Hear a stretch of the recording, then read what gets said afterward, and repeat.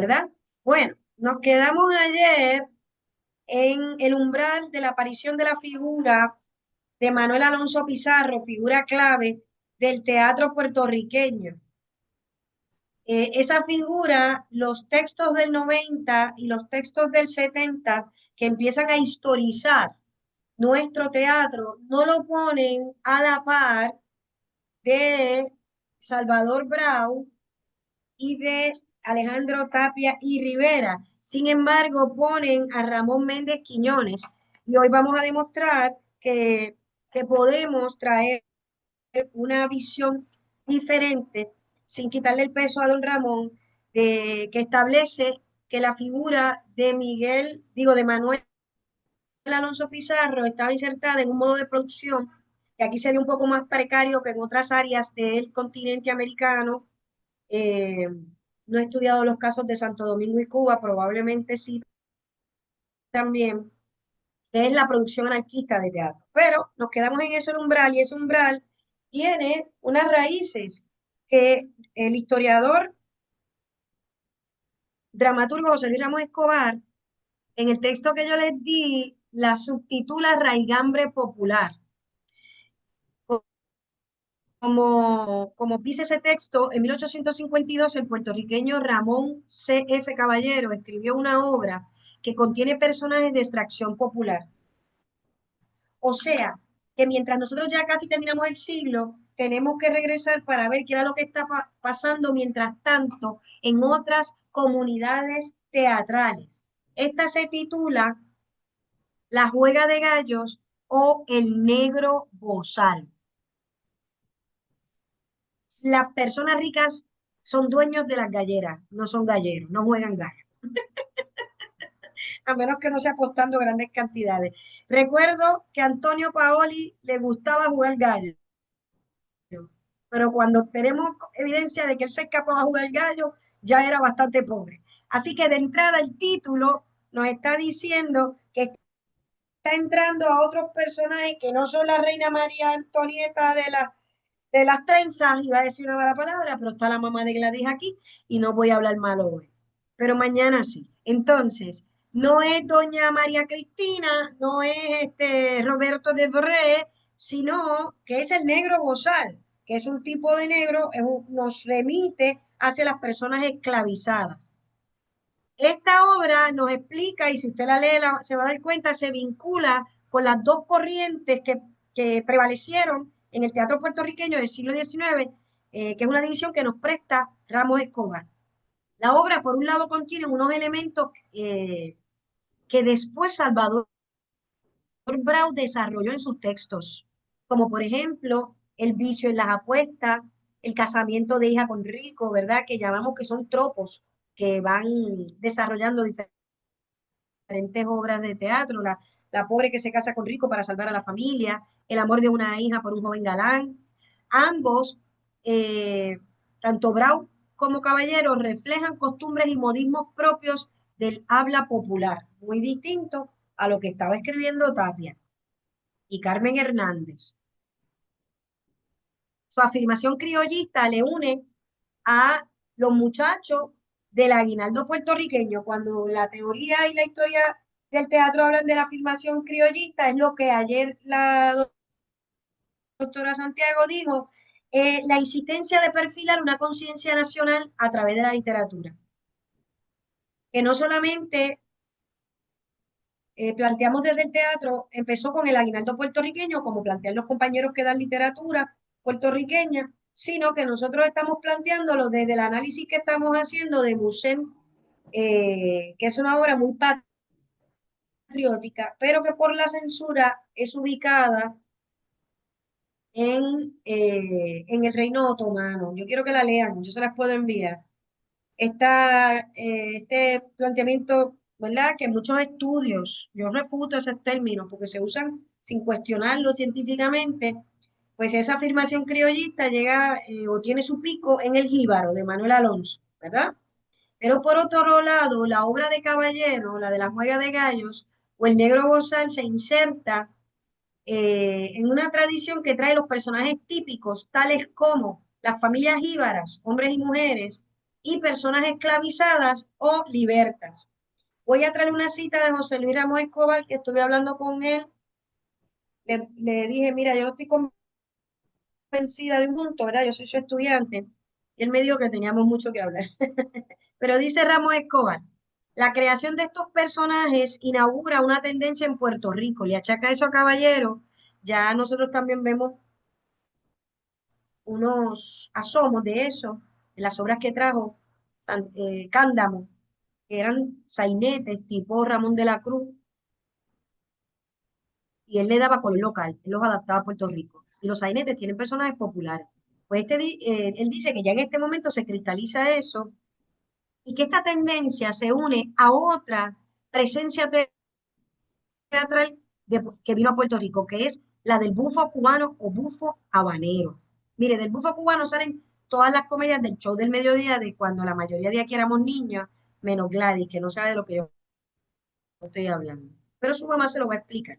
Son unos personajes tipos que, tipo comedia del arte, ahí sí debes acordarte que lo que le cambian es la situación, pero el actor puede improvisar y a lo mejor no son los más profundos, pero vienen de estos personajes, desde el bufo habanero, y el bufo habanero debe haberse alimentado o retroalimentado de lo que traía la invasión española de la comedia del arte. Recuérdese que no se dio de un solo lado, viene de ambas partes la conjugación de fibras dramáticas. El cambio de enfoque que significa este acercamiento a la realidad social repercutirá en la estructuración dramática de las obras. El resultado será una bifurcación del naciente Teatro Nacional puertorriqueño en una corriente que él llama institucionalizada, representada fundamentalmente por Tapia y Brown, y una corriente popular, esto está en el texto de ustedes, que se manifiesta en las obras de los artesanos Manuel Alonso Pizarro, Arturo Más Miranda. También en obras de criollistas como las de Ramón Méndez Quiñones y el Euterio Derques, así como las piezas del negro catedrático, que es un personaje, ¿verdad?, del bufo cubano, que escribió el puertorriqueño Rafael Escalón.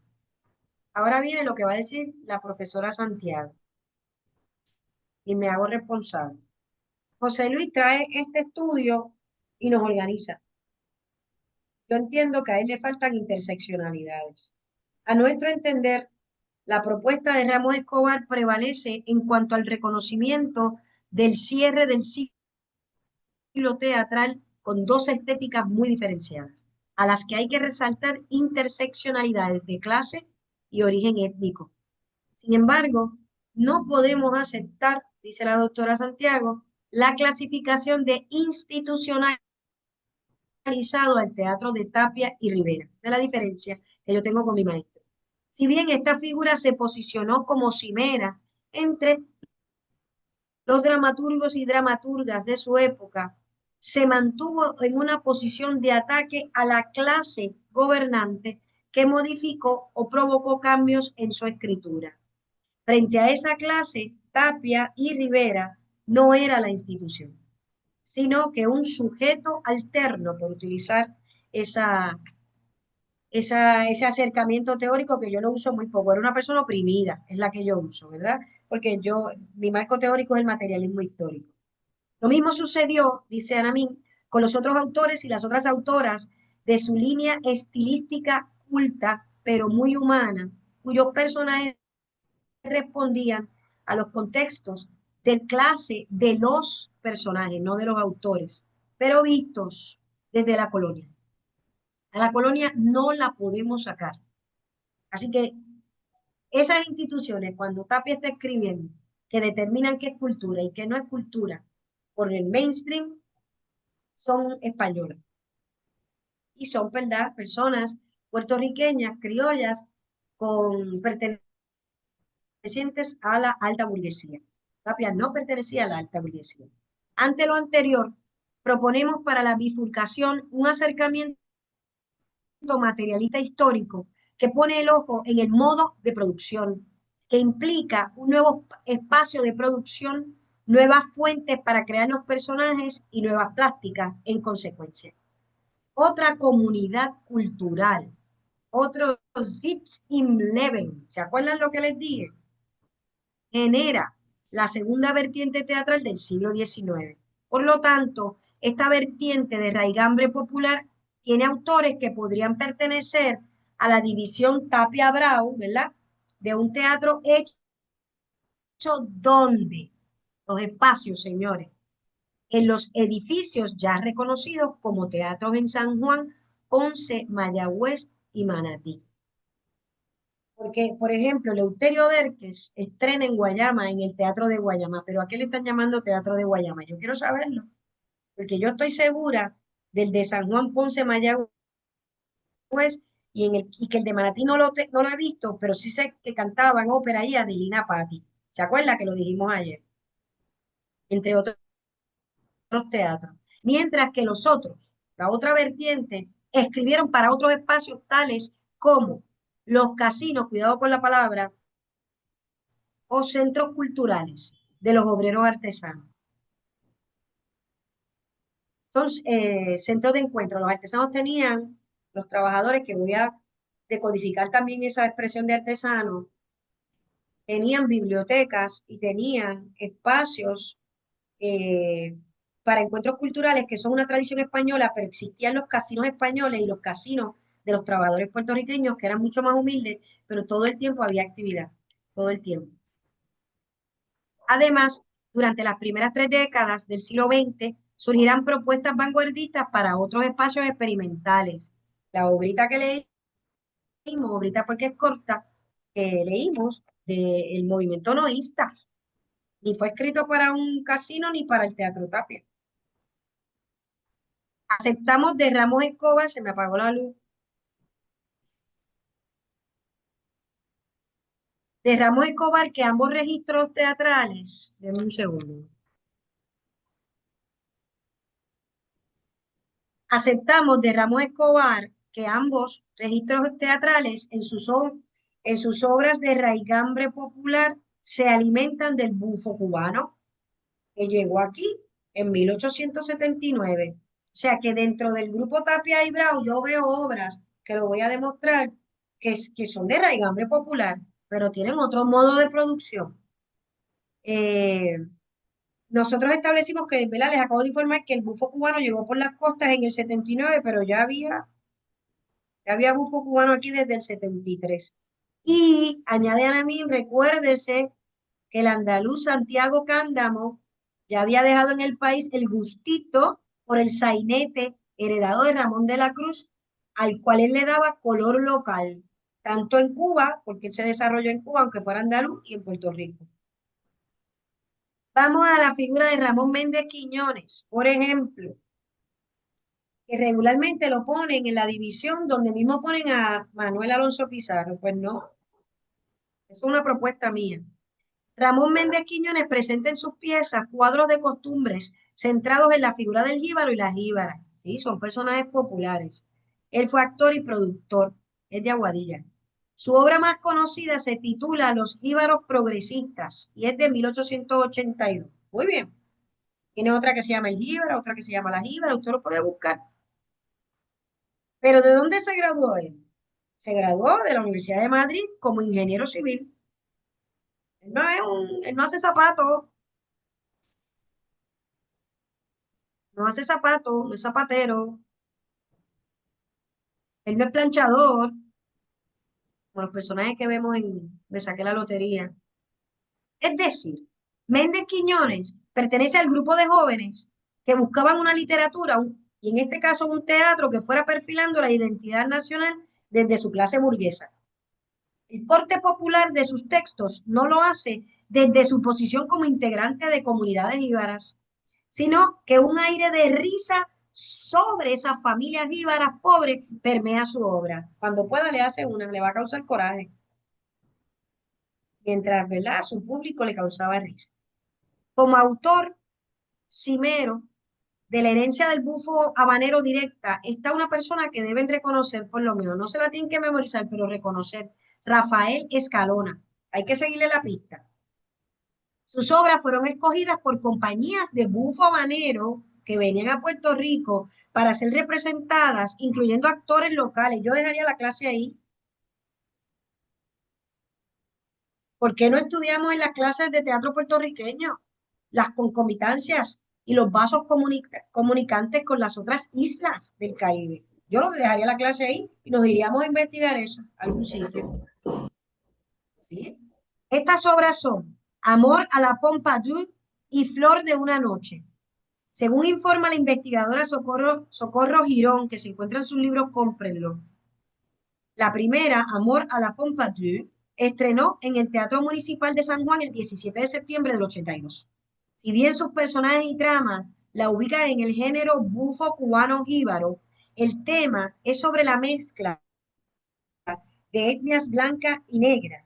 Y a pesar de que es de la mezcla y los choques entre las etnias blancas y negras, su modo de producción le acerca a la división Tapia Bravo, donde también hay interseccionalidades. ¿Por qué? Porque cuando él trabaja, al igual que Caballero, el bufo cubano, trabaja un personaje que se llama el negro catedrático, que no lo puse aquí.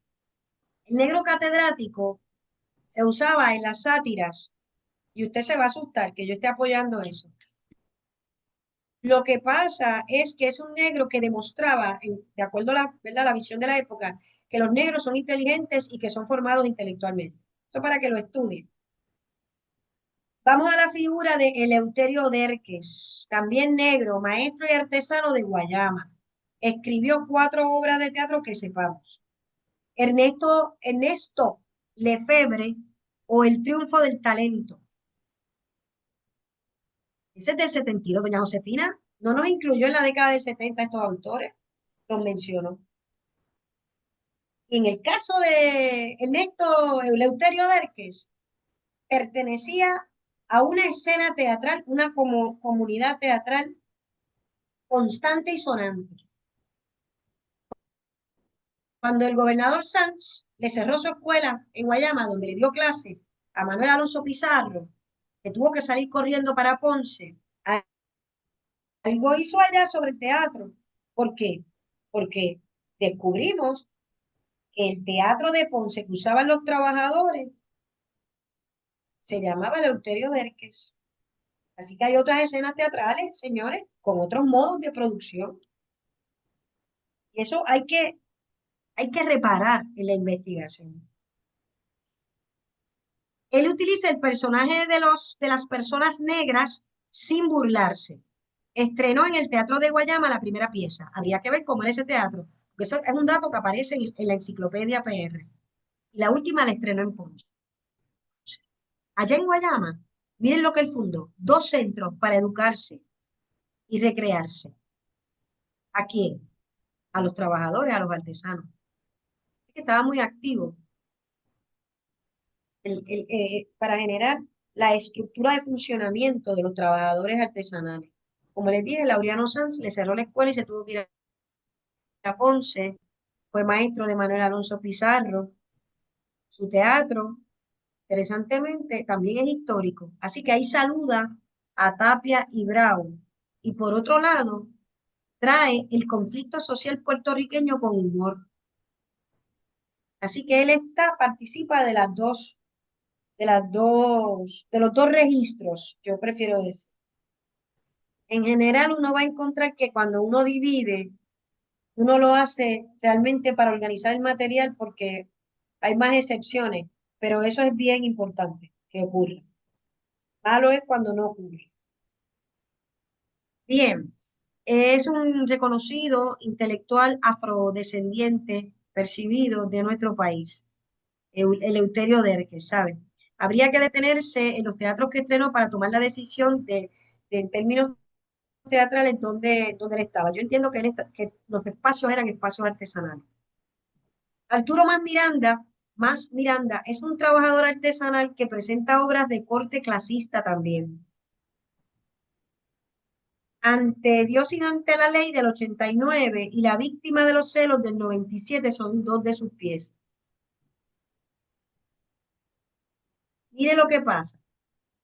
Al igual que Arturo Más Miranda, surge una figura que es la de Manuel Alonso Pizarro, que también escribe teatro clasista. ¿Qué es teatro clasista?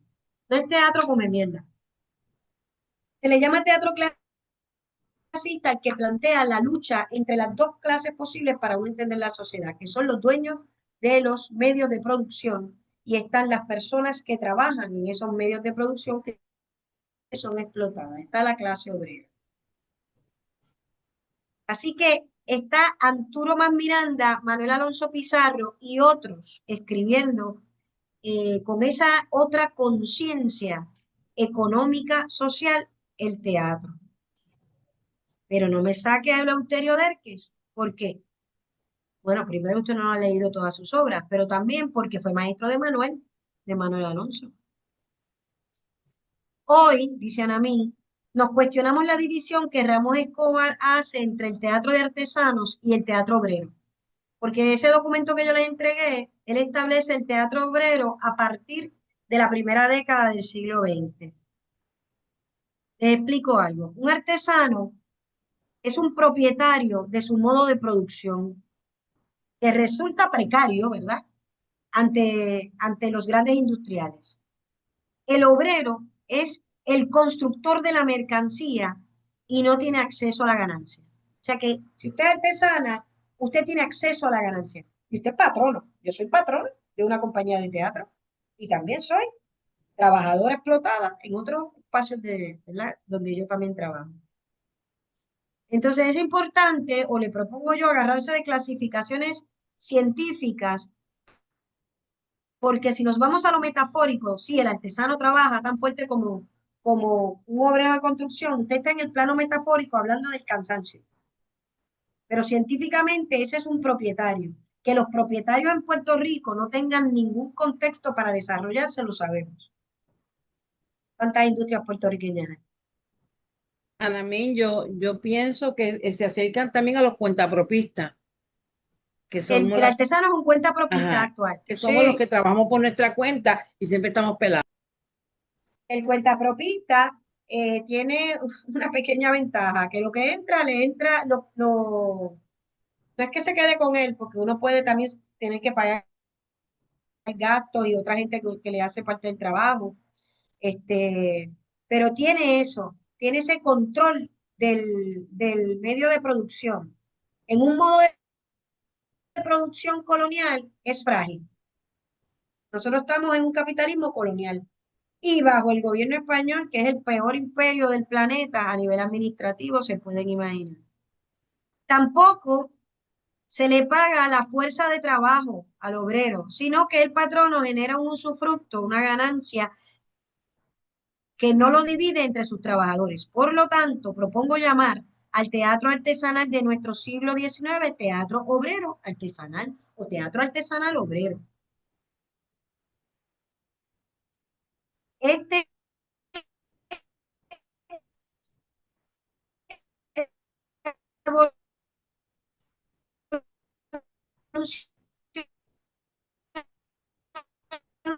según fue evolucionando la economía de producción lejos de los teatros. Este teatro tuvo como base ideológica el anarquismo y cuando hablo de comunidades obreras, hablo de comunidades obreras en otros países.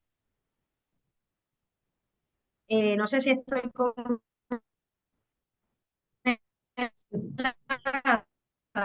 pero escuchando, Te no, estás entrecortando, Anamín. expresa Carlos Foss. Voy otra vez, que voy a expresar un poco sobre este teatro y su vínculo con el teatro anarquista argentino, ¿verdad? Miren, hay una revista que yo encontré de las anarquistas argentinas donde hablan de Luisa Capetillo, tranquila, ella mandó un articulito y lo publicaron allí. Y en Nueva York, obviamente. Pues hay unas concomitancias que yo he ido descubriendo y en el libro de Rubén Dávila que yo les di, les voy a decir, si lo pudieron ojear, ahí hay algo, ahí hay algo, se los voy a decir ahora. El teatro anarquista puertorriqueño y el argentino tuvieron por alrededor de 3 décadas un programa de lucha en que el teatro, con sus particulares recursos, proponía estrategias de guerra contra el patrón abusador y el sistema capitalista. Aunque acá tenemos menos información, cuando yo les diga el contexto de cosas del día y me saqué la lotería, usted va a hacer,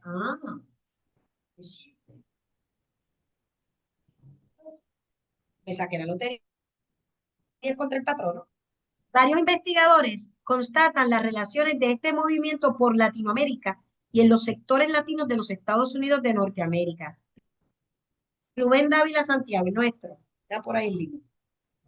En su libro Teatro Obrero en Puerto Rico detalla el internacionalismo obrero perfilado en la acción cultural. Así que lo primero que estamos viendo es los vínculos de nuestro teatro obrero artesanal con el mundo. Dice, desde un primer momento, dos elementos están presentes en el proyecto que se formula en la práctica. El acceso a la cultura que les ha sido negada y la redefinición de esta sobre bases socialistas. Facilita la tarea el contacto con las luchas que se desarrollan en España y América Latina, particularmente Cuba, Argentina y México, fundamentalmente a partir de los periódicos y publicaciones que circulan. En el espíritu internacionalista medular en esta lucha se recurre a materiales del exterior. Ellos tenían ese debate. Otro día damos una clase completa de esto, ¿verdad? Otro curso, pero ellos tenían el debate si hacer sus propias obras o adaptarlas de Chekhov, ¿sabes? Ese debate se dio en Argentina. Se presentan en este tipo de presentación teatral en Puerto Rico, aguántate si no lo leíste, incluía milongas argentinas. Eso aparece aquí y todo el mundo lo ha pasado por encima y nadie se detiene porque la radio de Argentina no llegaba acá. Y no llegaban los emails todavía. Dice, soy un humilde payador del territorio argentino y voy buscando el camino de nueva felicidad, solamente la verdad. Recuerde que está la tradición del payador, pero no solamente la presentaban en las obras, lo publicó la Correspondencia de Puerto Rico en 1932, o sea, más adelante. Recordemos que el anarquismo buscaba una sociedad equitativa fuera del aparato gubernamental parlamentario. Voy a hacer una broma. Estoy hablando del anarquismo como aparato estructurado, no estoy hablando de los anarcolocos, eso es otra cosa. O sea, ¿qué es eso por ahora de la mente? Porque hay mucha gente que se canta anarquista y no sabe nada del colectivo, ¿verdad? Asumen algunos rasgos, como ellos lo interpretan del anarquismo. Muy bien, por lo cual se concibieron lugares destinados al quehacer cultural que no fueran estatales, lugares también para la difusión de la cultura insertados en sus escuelas, talleres. Sobre Puerto Rico, Rubén Dávila dice lo siguiente: Ponce, 1 de mayo de 1907, a las 8 horas de la noche son abiertas las puertas de entrada del Coliseo y el público comienza a tomar asiento. A las 8:30 estaba lleno de bote en bote. Los palcos y la luneta fueron copados por familias obreras. Y decimos con orgullo que es la primera vez que en Ponce se ven en los palcos mujeres con pañuelos de madera amarrados en la cabeza. Ese coliseo, que es un espacio, los coliseos en la historia del teatro se adaptan para el teatro, sobre todo un tipo de teatro que tiene volatines, que son acróbatas, que tiene caballos. Estamos hablando ahí de un espacio grande donde fue todo el mundo, se llenó de bote en bote, de bote a bote, dice. Es por esto, por lo que, o sea, estamos hablando de un espacio obrero, de teatro obrero. Es por esto, por lo que según las investigaciones de Carlos Foss revelan, en esta manifestación teatral anarquista permea la horizontalidad en todas las ramas de trabajo que hicieron posible su cristalización. Por lo tanto, las jerarquías como las entiende el mercado capitalista no fueron contempladas, solo las que plantea de manera orgánica el proceso. Mire, una jerarquía natural, como lo plantea el socialismo, es que usted es mayor que yo, y porque es mayor que yo, a lo mejor sabe más que yo de un libro, pues usted enseña ese día y ese día yo soy la estudiante. Es una jerarquía natural. Usted maneja mejor el martillo y yo limpio. Pues usted se dedica a la carpintería mientras yo limpio el taller de la serrín. Es decir, sí hubo voces más experimentadas que otras en este teatro, cuya previa formación y experiencia les permitía facilitar el camino teatral a los obreros y obreras que tenían menor formación. La niñez, otra característica. O sea, la segunda es, primera, sus propios espacios. Segunda, sí había jerarquías naturales, había gente que sabía más que otros y entrenaban. Dos, los elencos estaban conformados por la niñez también. Y también estaban en el público, la niñez, eran las familias completas. En Puerto Rico, algunos de estos facilitadores, ¿quiénes fueron? Eleuterio Derque, señores. Y a ver si completa el perfil del maestro, del dramaturgo Manuel Alonso Pizarro, que es la cabeza del teatro anarquista aquí. También Arturo Más Miranda y Jorge Ramos y Brahms. Este teatro evolucionó al que produjo el movimiento obrero posterior. ¿Quiénes? Que son los que se estudian cuando se trabaja especializadamente estas décadas. Ramón Romero Rosa, Eduardo Conde, José Ferrer y Ferrer, José Limón Arce, Luisa Capetillo y Franca de Armiño. Los conceptos de montaje partían de la precariedad económica. ¿Le resta valor estético esa base material? Cabe plantear que es un rasgo que comparten con la mayor parte de la producción teatral actual, toda vez que los presupuestos públicos para la cultura siguen mermando. El capital privado pone su ojo en la especulación de valores y, en tercer lugar, luego de un siglo de vanguardia artística, el minimalismo, señoras. Los espacios vacíos son convenciones generalizadas en el mundo del arte performático.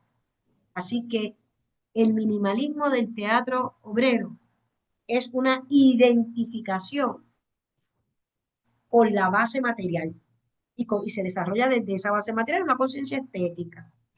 Lo que pasó después en la historia del teatro nos dice, pues es igual de valioso. Ah, si a usted no le gusta, eso es otra cosa. Pero de que hay seres pensantes y artistas creadores, igual que cualquier movimiento. Y bueno, tanto Foz como Dávila Santiago coinciden en que la escritura dramática se debatía entre los textos producidos dentro del fragor de la lucha. Se escribían textos producto de situaciones directas, ¿verdad? Y los textos producidos dentro del teatro, con las formas del teatro burgués, pero que sus autores podían ser revolucionarios como Chekhov. Había ese debate, ¿qué montamos? Aquí se montan obras de comunistas italianos. No estamos hablando del mundo anarcosindical, no estamos hablando de un mundo nacionalista cerrado, porque incluso en Puerto Rico el nacionalismo no es cerrado porque es revolucionario, no es un nacionalismo de derecha. Así que eso, ¿verdad? Es un renglón para que lo sepan. Producían sus propios textos y había una metodología y también adaptaban textos, no les importaba. La concepción de ficciones dramáticas clasistas, ¿verdad? De lucha de clase, estaba consagrada por la creación misma y no por la calidad última. Es que eso no es un criterio. Eso es lo que también quería decirle. Ellos generan una estética, ellos no están pensando si es útil, pero sí, si no fuese adecuada a la lucha, te van a decir eso no sirve. Pero no es que no estuvo bueno, es que es otro arte. La inexperiencia y la escasez de recursos no se concebían como obstáculos. Es que hay una inversión prudente, porque el teatro no está al servicio es que es parte del movimiento obrero. Por lo tanto, participa de la división equitativa y lógica de los recursos que habían. El arte aficionado era una cualidad identitaria de los actores. Ser aficionado no era malo, al contrario, había razones mayores para participar en este teatro. Los quilates de los textos estaban entonces y de sus montajes al alcance propagandístico, ¿no? Pero recuérdese que propagandístico también es Bertolt Brecht. Era un arte que remitía a la lucha vista como la vida misma. Las obras dramáticas giraban en torno a ideas de libertad y justicia real, fraternidad, paz y armonía. La alegoría optimista era preferida al retrato social. Por eso es que tenemos que detenernos. Mire, los cuadros de costumbre pertenecen al romanticismo y la búsqueda del romanticismo es la verosimilitud. Y yo estoy dando clase aquí a profesores, ustedes lo saben. Pero la conexión del teatro obrero con esa realidad cruda, no es retratarla, es reconstruirla. Por lo tanto, es teatro político. Sí, siempre propone una solución al problema, al conflicto. El realismo no hace eso. El romanticismo, o sea, no es que no puedan, no tienen ese compromiso. Por eso yo objeto y lo pongo sobre la mesa, porque ustedes tienen otros profesores. Si esto es costumbrismo, no lo es. Tiene personajes de raigambre popular. El monólogo dramático, ah, voy para atrás. Ellos hacían obras cuyas convenciones, primera aplicación que damos de la sociología, fueran aceptadas por ese público. Otras cosas, miren, yo he hecho teatro político y alguna vez antes de tener mi propio grupo, lo hice para un movimiento organizado. Y, y el planteamiento de la lucha de clase, aunque la obra de teatro planteaba la diversidad en cuanto al concepto de orientación sexual, eh, me decían, pero no sé si la lucha de clases está tan bien planteada, a mí. El público notó eso, mi público notó eso. Y bueno, después yo cogí la obra y afiné unos puntos para que se entendiera mejor, ¿no? Así que ellos conocían sus convenciones y esas convenciones estaban en virtud de su relación con el público, los artistas y público, porque los artistas pertenecían al público y el público podía participar porque no había que ser un primer actor. El monólogo dramático, que ahora vamos para las convenciones dramáticas, o sea, del texto, y el melodramático reinaban en el imaginario teatral obrero, sí, por eso es que el melodrama no siempre es malo, ni lo debemos de menospreciar. A la gente melodramática quizás, pero no el melodrama. No obstante, el sainete y ciertas poéticas populares fueron defendidas por algunas figuras claves, sobre todo en el teatro argentino, un señor Steiner, que fue muy importante, pero acá en nosotros, ¿quién defiende la convención del sainete? Manuel Alonso Pizarro. Manuel tiene monólogos, claro que sí, y Magdaleno González, pero la obra no es un monólogo, es un sainete. Tiene en el ritmo. Usted no tiene que saber la definición de sainete para saber que es una obra corta, simpática, que va a las millas, que le causa risa. Dice Dávila Colón, lo cito, así veremos en las veladas obreras la utilización de los diálogos. Diálogo es un género corto, ¿saben? Entre dos. Pero esta vez de contenidos diferentes. Se trata de diálogos socialistas, libertarios anarquistas, como los de Ricardo Flores Magón y los de Enrico Malatesta. Estaban dialogando con, con, con los de su clase social, pero en Europa, Italia. El diálogo como recurso, ahora estoy hablando del género, puede ser sumamente útil por su posibilidad didáctica al presentar contrastes ideológicos entre posiciones de clase. Es, al igual, una forma ágil y ligera, fácil de representar, no necesita un gran montaje. Entonces quiere decir que la temporalidad de la obra nos está hablando del público, del tipo de montaje. El llamado subgénero, el sainete, nos está diciendo, nos está planteando una posición teatral de esta gente, estética. Esta gente no escribe de espaldas al público. Para esta gente el público lo es todo. Entonces, los niños, la niñez, participa en las escenas y entran portando banderas rojas, recitando poemas por la emancipación obrera o participando en obras militantes. Igualmente, las piezas bufas serán las favoritas del público, evidentemente transformadas en el lenguaje de la lucha y las situaciones. Los ejes temporales son terminados por la precariedad económica y por el objetivo moral, es lo que yo acabo de decir. O sea, la duración de las obras lo determina ese público, lo determina también la situación económica y le determina algo que quiero que lo escriban.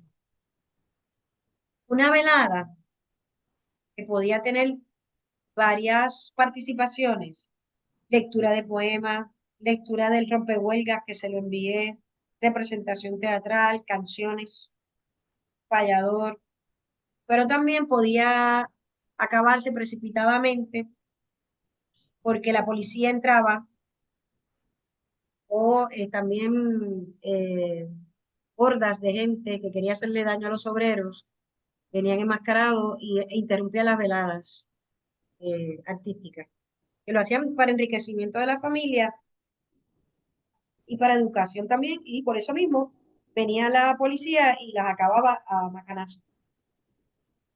En Argentina, no sé en Puerto Rico, a veces había preparado un segundo elenco para si el primero no podía terminar porque lo arrestaban, el segundo entraba. A mí me parece tan maravilloso eso. Así que el tiempo escénico tenía que ser concebido como el preciso, conciso, para exponer la idea, el reclamo o el debate. Por eso es que muchos preferían el monólogo, pero los nuestros eran más complicados, hacían la obra completa, aunque tuvieran que usar doble elenco. En cuanto a la recepción, esta era medular en la concepción de la pieza, como les dije, ¿verdad? Quería añadir unos últimos comentarios sobre los códigos que reconocía el público. Y me encanta porque voy a hacer la cita de nuestro teatro, de Rubén Dávila. Dice, en las organizaciones de trabajadores artesanos, como carpinteros, pintores, tipógrafos, tabaqueros, de finales del siglo XIX, particularmente en los casinos de artesanos, que son centros culturales, va surgiendo una actividad literaria y cultural que en apariencia no muestra diferencia alguna con la de otras instituciones. Algunos casinos, a la imagen de los de clase alta, cuentan con bibliotecas, auspician conferencias, celebran certámenes y veladas y realizan teatro. Quiere decir que los nuestros, la forma de muchos de los casinos emulaban las comodidades de la clase alta, pero yo lo haría de otra manera, yo lo diría. Ellos decían, nosotros no somos menos, tenemos que tener todo y lo vamos a usar mejor. De hecho, la biblioteca, aparte de informarse, era para construir obras de teatro. O sea, se construían en grupos. Generalmente, estos centros buscan abrirse un espacio en el mundo cultural, símbolo de una posición social respetable. Ciertos centros logran marcar su presencia. Es el caso, por ejemplo, del Taller Benéfico de Artesanos de Ponce, en el cual se instala el Teatro Derques, Eleuterio. Este teatro abre sus puertas en 1891 con la obra de Pedro Marquina, en el intercambio internacionalista, el Arcediano de San Gil, y presentan piezas como Deudas de honra, Estudio del natural, Consecuencias de fuego, Me conviene esta mujer, La oración de la tarde y otras. Otro grupo. El Círculo de Amigos de San Juan, por su parte, estrena en el 88 el drama de José Ramos Ibranz, ese boricua de Ponce, El tirano y su anhelo. Y posee una trupe, una compañía infantil que la dirigía don Mateo Tisol. Si alguien aquí es de música, tú, Génesis, bueno, y los demás tienen gran oído, tiene que ser familia de Juan Tisol, el gran músico de nosotros, que aportó tanto al jazz. En este círculo se llevan a escena obras conocidas de la época, como Las campanadas, Cómo está la sociedad, El rey que rabió, La niña Pancha, Asirse de un cabello y El dúo de la africana. En Mayagüez, otro grupo, La Unión Borinqueña, que ya ustedes vieron su nombre en uno de los textos, presenta Me saqué la lotería, de Manuel Alonso Pizarro, autor de una serie de obras, entre las cuales merece particular atención su pieza cómica en un acto y en prosa, El hijo de la verdulera. Si alguien la quiere leer, se la puedo enviar. En el Círculo de Artesanos, este no sé de dónde es, en 1893 sube a ser el drama en un acto, Rachel, de González Quiara. Los personajes, vamos rapidito, tienen que ser reconocidos por ese público, así que son tipos, tales como el esclarecido. Te voy a explicar lo que es el esclarecido. Eso puede estar viniendo del neoclásico. Es el que trae la verdad desde la perspectiva obrera. No es engañado y no es apabulado.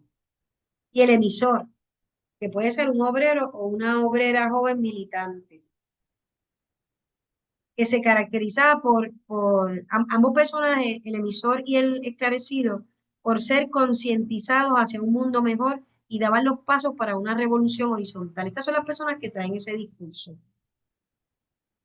También les acompañaban en escena personajes de, de raigambre popular. Y estos personajes de raigambre popular son los protagonistas. ¿Vieron la diferencia? Aquí la protagonista no es la reina Isabel, ni siquiera como mala. Son esos personajes populares como el mayordomo. Existía el personaje oponente. Eso es una frase que vamos a aprender con la semiótica, pero fácil. Pues el que representa al sector burgués. ¿Verdad? Esta es una descripción, porque sabemos que estaban, ya lo dijo, la bandera, carpintero, el paradero no puede faltar.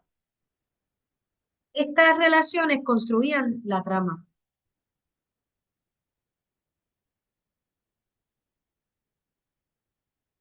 Un personaje importante que vemos mucho en el teatro obrero argentino es el héroe, pero es un héroe ácrata. Ácrata quiere decir anarquista. No es no es una figura suprema, es un valiente. La construcción de esta caracterización afinca su calidad moral, condición social, física y sociológica en oposición al personaje que represente la injusticia, la opresión y la explotación laboral. Una persona que no traiciona, a pesar de que tiene todas las alternativas para traicionar a su clase, eso es un héroe, una heroína ácrata. O sea, que redefinen el concepto. A veces se trabajaron obras sobre un personaje específico, como las hagiografías, ¿verdad? De Puerto Rico, como yo no lo he leído todo, no sé, pero debe haber. Miren, este teatro, siempre tenemos que verlo, produjo crítica teatral en los periódicos. Dávila Santiago trae el ejemplo de una reseña que hizo Eduardo Conde, que es otro de los escritores. Bien, esto siguió evolucionando y grandes figuras del movimiento obrero, que luego abandonaron el movimiento obrero, también participaban. Aquí participaba todo el mundo, porque no había el prejuicio de que tú no eras actor. Esa expresión no existe. Tú lo que puedes ser es la persona que no estudió el personaje, pero no hay la definición de actor no pertenece a a la de nuestro contexto, a la que yo creo que tenemos nosotras cuatro, por ejemplo. Pero nosotras quizás hemos participado de trabajos comunitarios donde la pauta es que todo el mundo participe. Así que aquí, entonces, hay un líder sindical, ¿verdad? Que la primera parte de su vida fue líder sindical, luego fue comisionado residente, así que dejó de ser lo que es Santiago Iglesias Pantín, ¿verdad? Que vino aquí de España a Cuba, a Puerto Rico, ya había movimiento obrero organizado, pero convencionalmente se pasa diciendo, como convencionalismo, que él es el fundador del movimiento obrero. No estoy tan segura, pero quiero decir que en esa efervescencia anarquista, él participó como actor. Todo el mundo trabajaba como actor y actriz. Eso era de acuerdo, ¿verdad? No era raro. Es raro para nosotros, pero no era raro para ellos, porque era de acuerdo a las necesidades del momento y era un placer. Entonces alguien me preguntará, ¿pero Luisa Capetillo actuó? Bueno, pues no sé, pero sí sé que era lectora en la fábrica. Entonces, vamos a movernos un poco, si no tienen alguna duda y otros datos van a venir aquí a la hora del taller, ¿verdad? Que siempre la segunda hora es de taller. Por ejemplo, algo más sobre Luisa Capetillo que podemos decir. Pero primero quiero saber si hay alguna reacción, pregunta. Como les dije, en esta parte de la clase, pues vamos a estar con referencias. Hay algo que me llamó la atención porque yo pensaba que las banderas rojas y los nenes vino con la revolución bolchevique y los chinos. Y entonces lo veo aquí y me llamó la atención porque Yo digo, o sea, que esto viene de antes, no se lo inventaron los rusos ni los chinos. Pero mira, Sandra, en el Grito de Lares había banderas de todo tipo, blancas y rojas, de todo tipo. Tienes ahí, con ese signo físico, por eso es que es importante que nosotros superemos el planteamiento de que todo es lenguaje, porque nosotros como teatristas, mira cómo ella puso el ojo en la bandera. Es un signo físico, eso no es lenguaje, eso no es lenguaje. Pero en las banderas y en los niños, porque es una cosa que fue bien sobresaliente. Yo estuve en los dos festivales de la juventud en Moscú y en Corea, y eso era lo que había, muchos nenes con banderas por todos lados. Ellos hacia nosotros, ¿verdad? Nosotros íbamos con nuestras delegaciones, pero yo lo que veo es un despliegue de niños con banderas precioso, y eso es lo que a mí se me queda. Entonces, cuando nosotros estábamos estudiando la literatura esa revolucionaria, pues estaban hablando de eso, de que la literatura tenía que seguir unos parámetros, que tenían que servir a la causa del partido, y entonces esto me recuerda un poco a eso, pero esto pasa mucho antes. Sí, eso de que tiene que servir a la causa, cuando uno lo mira desde un mundo liberal, donde no hay una estructura de funcionamiento que llene tu vida, pues uno piensa que es una imposición. Lo mismo pasa cuando evaluábamos a Cuba y otros países, ¿verdad? La Unión Soviética, la URSS, Venezuela, ¿verdad? Sin entrar en detalle ahora, digo el que quiera hacerlo, pero lo que pasa es que cuando uno está sumergido en un proyecto donde uno es importante para la transformación del mundo, porque todos los movimientos socialistas son internacionalistas, pues uno lo defiende. Y uno, mire, yo tengo un libro así sobre la estética en la Unión Soviética, maravilloso. Y hablan de por qué tienen dudas sobre ciertos estilos. Dicen, eso no es malo.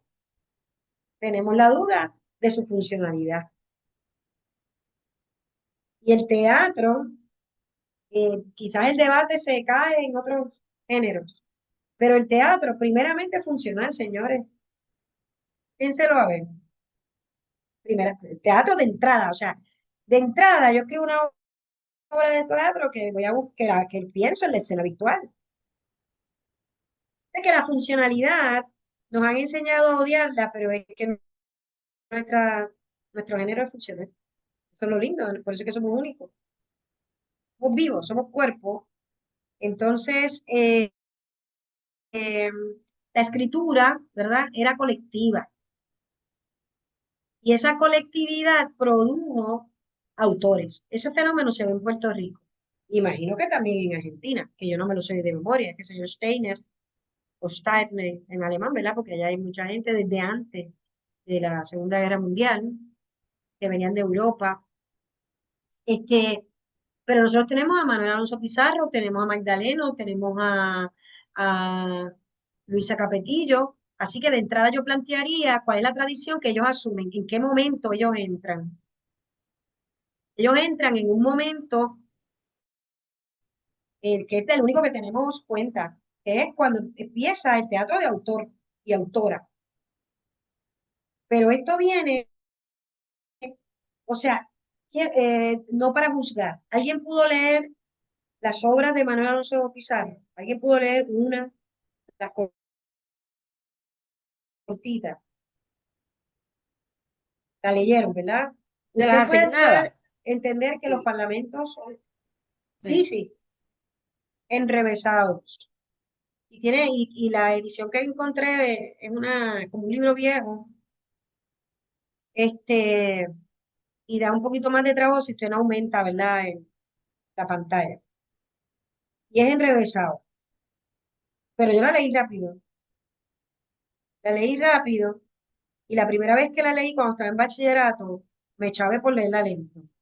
Porque entonces empecé a reparar en cada palabra. Cuando esta es una obra principalmente sonora, principalmente montada en la relación de los personajes unos con otros. Que lo dice ahí en la teoría que acabo de leer, ¿verdad? Voy a intentar hacer un poco de teoría.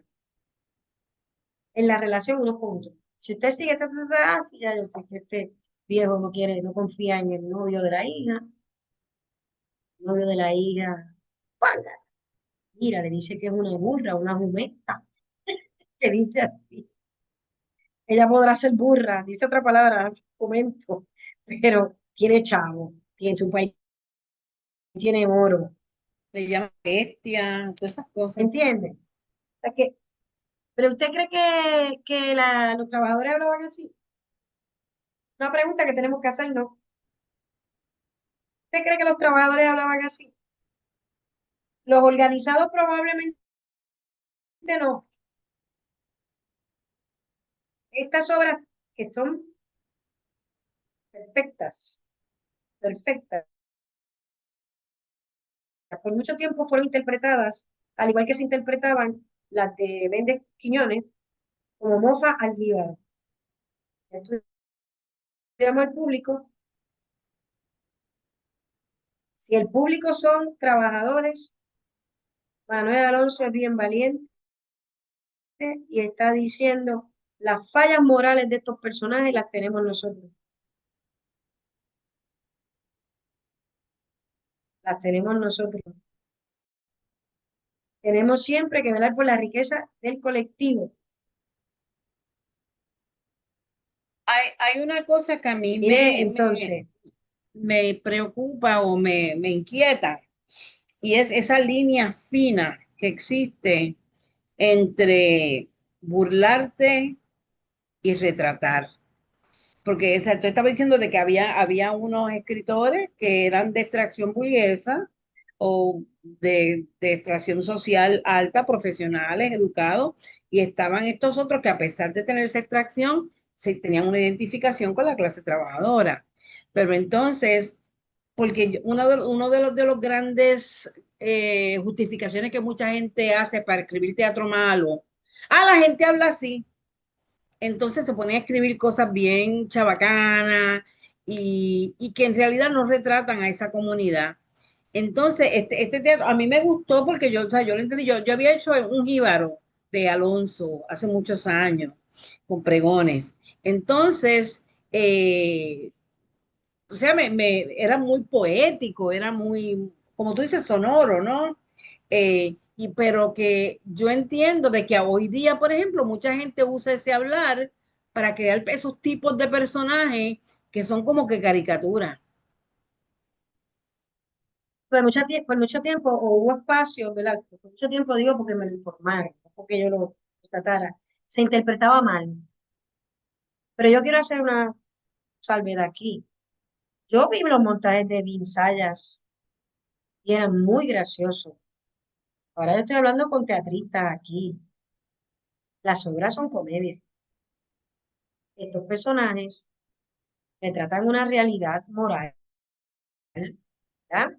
Pero son así de graciosos. O sea, lo que quiero decir es, y donde aún personas bien intencionadas, uno puede entender que a lo mejor se estaban mofando de los ibaros. ¿Por qué? Esa es la pregunta que tenemos que hacernos. ¿Por qué me parece? Porque no está insertado en un programa de lucha. Porque no están insertadas en unas veladas obreras. Ya hoy son piezas de entrenamiento de actores, por ejemplo, que eso está muy bien. ¿Quién dice que no? Esos son trabajadores, estudiantes y obreros unidos, pero se han desmembrado de su contexto. ¿Qué puede hacer uno? Hacer jornadas de este tipo de teatro, donde se empleen programas de mano. ¿Por qué no? Son obras cortas.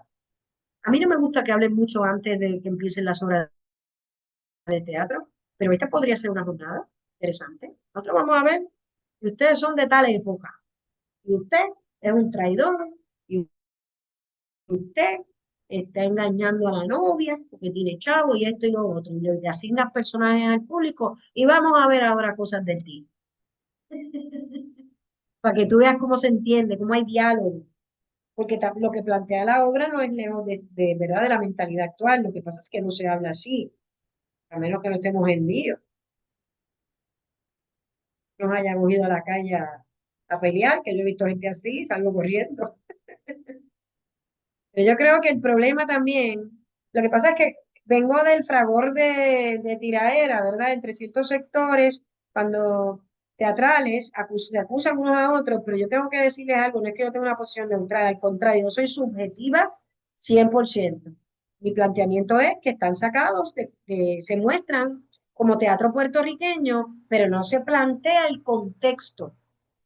No, no son montadas en una jornada obrera, sino como parte del trabajo del teatro rodante. Se montaban estas obras para que ese grupo de estudiantes que fueron seleccionados, y esto es una entrevista que yo hice, pudieran tomar calle en cuanto a su respiración, en cuanto al uso de la voz, en cuanto a involucrar el cuerpo, porque estos son personajes muy expresivos, y en poder tener la conciencia artística de repetir una obra constantemente como por 30 funciones.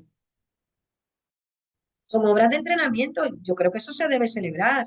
Lo que pasa es que no se iba un poquito más allá. Ahí sí puede uno hacer un planteamiento crítico, ¿verdad? Con el público se puede hablar, lo que no se puede perder de perspectiva es que al teatro no fuimos a dar un discurso. Eso es una falta de respeto al teatro. El teatro tiene su propia forma, pero como esto toma el riesgo de entonces mofarnos, con lo cual quizás no estaríamos de acuerdo, porque a lo mejor hay gente que está de acuerdo, pero este grupo, pues hay que colocarlo en contexto. Eso fue el problema. Ahora bien, a las de Méndez Quiñones, los íbaros progresistas, etcétera, etcétera, habría que hacer versiones. ¿Verdad? Si vamos a hacer una noche íbar, habría que hacer versiones porque para la mofarnos directamente de los íbaros nos hace pasar por bruto. En este caso, Chepa no es bruta. El novio dice que ella es una jumenta, porque la está mirando también desde la ciudad. Y es una advertencia que a esos trabajadores del campo y del pueblo de Mayagüez, Manuel ha recogido esa situación, que ustedes, ¿verdad? Son trabajadores de Cañaveral, y mira lo que pasa con gente del pueblo. ¿Se quieren quedar con lo que ustedes han ahorrado o el tropezón que se dieron con algo de oro? Es una ficción, ¿verdad? Y entonces piensan que ustedes son unos morones. Hay una Miren ópera qué que teatro escribieron, pedagógico, sin letrero. hay una ópera que escribieron sobre los íberos progresistas de Manuel González. Él era bibliotecario en el Colegio Hostos y él escribió la ópera y la hicieron allá en Nueva York. Eh, Una eh, versión de esta obra, sí, los íberos progresistas en ópera. pero ahí Yo va a no la, coger otro, yo no pero la miren llegué lo a que ella ver. dice, Ajá, pero ahí yo va no a la coger llegué a ver. otro tono, Sandra, va a coger otro tono. La gente de Puerto Rico agradece eso. Yo acabo de hablar, yo trabajo para autógrafo.tv y me contó mi jefe cómo la gente cogía la carroza de ellos, que no tiene nada que ver con la bandera de Puerto Rico, porque es lila, con todos los próceres, y parece que pasaban unas sombrillas mostrando los próceres y la gente queriendo adivinar quiénes son y saber, porque vuelvo y les digo, el teatro es su público. Y ahí a lo mejor los ibaros progresistas, un planteamiento de avanzada, porque defiende al país. Y a Puerto Rico hay que defenderlo porque Puerto Rico es una colonia. Por eso lo digo, ¿no? No por defender. Ese es de Puerto Rico. Y aunque no lo codifiquen, están diciendo, estoy acá y me hubiera gustado estar allá. ¿Entiendes? Estoy acá expulsado del país para buscar cosas mejores. ¿Me entienden? O sea pero bueno, nada. Entonces, en cuanto al texto, ¿verdad? Siempre que el ritmo que tiene la obra, voy a trabajar yo cosas del día y le voy a preguntar de me saqué la lotería a ustedes. El ritmo, el libro que yo les envié, que por eso lo hice, es muy claro, que fue escrito para la unión. ¿Lo verdad que lo dice? ¿Lo tienen ahí? Déjenme abrirlo aquí. Eso es bello, esa copia que les di, porque tiene ese dato. No, no es me saqué la lotería, es Yo estoy hablando de me saqué la lotería y dije cosas del día. Me saqué la lotería,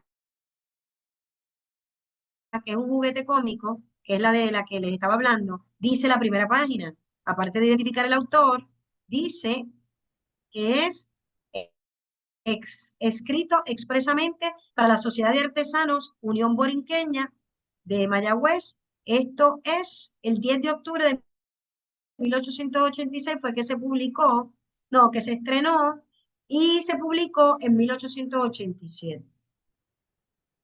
Esto nosotros, ¿verdad? Como personas investigadoras que hacemos teatro, tenemos una ventaja con otros que cuando leen esto no leen esa página. Usted sabe todo lo que usted puede sacar si usted tiene dos o tres datos de cómo era el teatro de la Unión Obrera esa. Te enriquece. Es más, yo conozco a los teatristas como usted los conoce. Nosotros matamos por esos datos y nos hacen felices porque entonces uno le mete eso de la Unión Obrera y de los espacios de encuentro de los teatreros de esa época. Entonces, la lista de personajes se les llama personas, ¿verdad? Son una nomenclatura de la época y entonces se pone a los actores. Fíjese que Manuel Alonso Pizarro hizo Miguel, el jíbaro, un hombre negro haciendo un personaje de un pequeño burgués. Ahí se rompen unos parámetros. Qué importante esto, que nos hayan incluido aquí el programa de mano. Entonces, después ya ustedes saben que el patriarcado de la época les llama señorita y señora, a señorita a las que no son casadas y a todos los demás les ponen señor. Muy bien. Entonces, y de él aclara como autor los personajes que son jíbaros. Son 4. Así que hay una intención de parte del autor que es importante que Don Pío y Antonio no son del campo.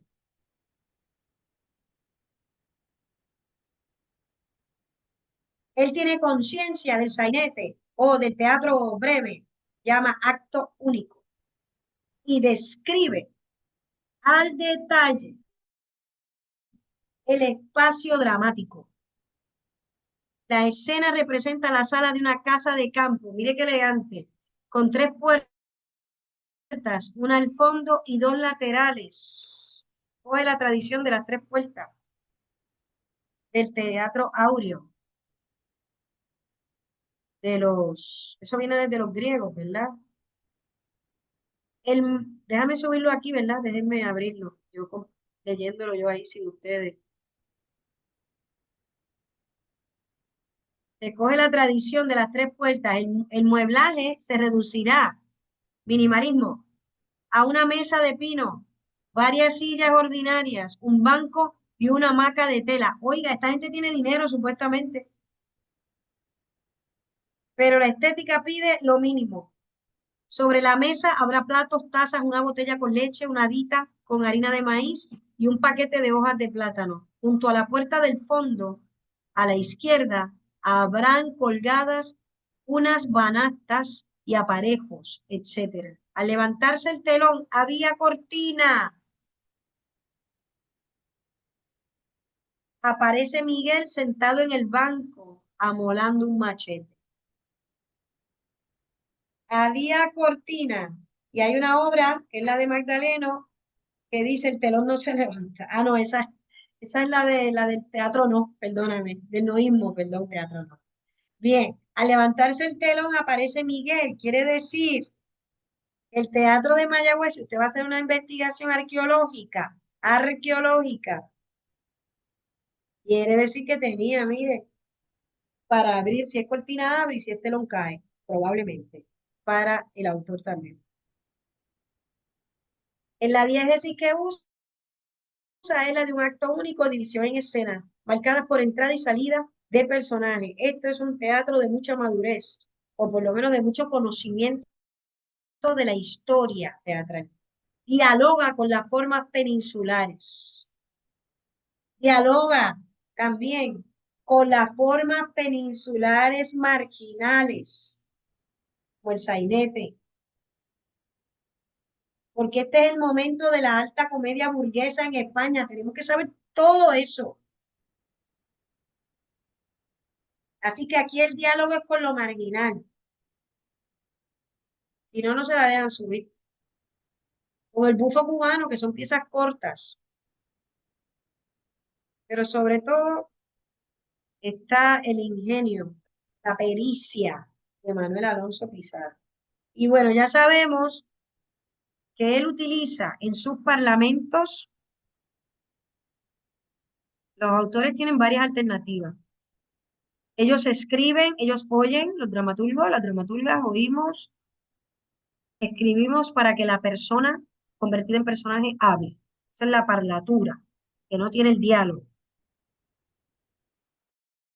Pero esos diálogos, dependiendo del estilo, pueden ser más hablados o más literarios. Y son igualmente acción dramática, ¿verdad? Eso lo sabemos. Y él escoge lenguaje hablado. Construye literatura de la oralidad. Anoten que yo eso no lo tengo en mi conferencia.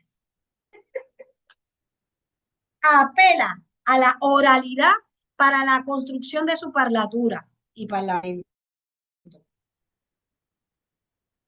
Porque yo puedo apelar a la oralidad y no servir para el teatro.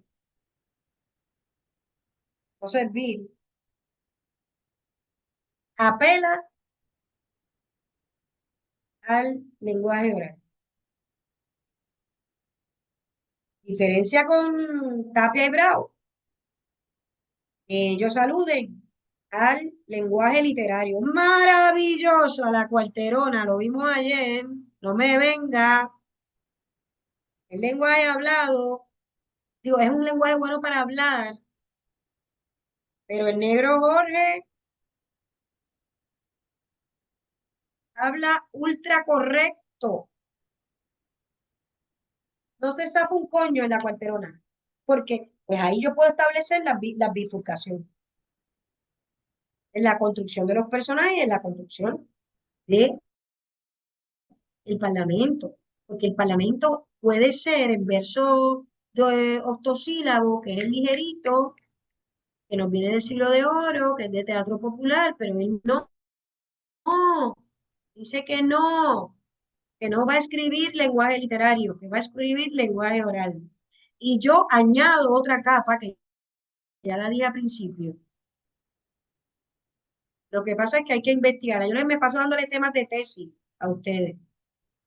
Si esta oralidad responde al público, que probablemente sí, porque si es una obra que retrata al público, o es una oralidad que él la trae como gancho para ese público.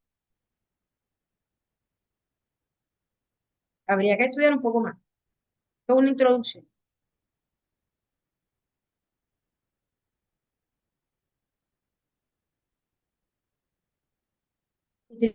Utiliza los apartes, utiliza el verso dosílabo, que es el de la comedia. Eso lo traemos en nuestros estudios anteriores. Cada escena anuncia los participantes de la misma y no es, voy a abrir aquí, es una comedia ágil, pero aquí no hay ningún enredo.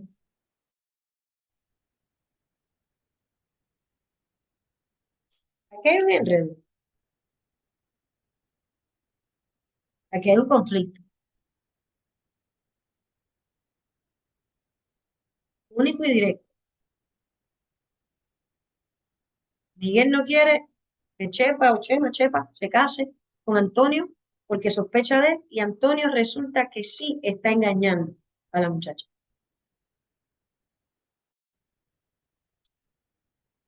Es ahí la identidad de Manuel Alonso Pizarro. Por eso es que tenemos que hablar en la literatura, compañeras. Recuerden que estoy con el sombrerito de profesora, ¿verdad? Por eso es que lo digo, de la intertextualidad. ¿Qué sucede con la intertextualidad? Que también aplica a la literatura dramática. A diferencia de la influencia,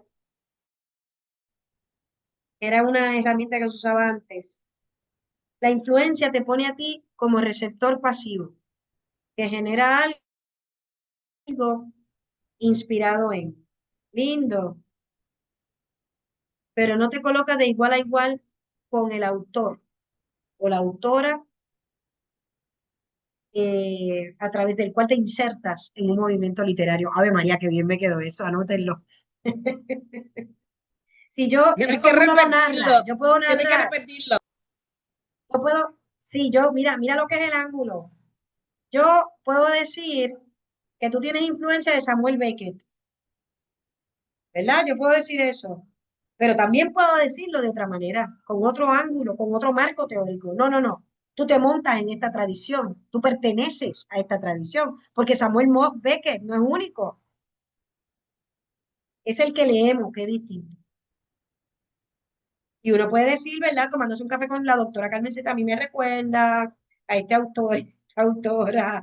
Sí, pero es que la intertextualidad te avisa que cada texto está dialogando con un montón de textos, consciente e inconscientemente.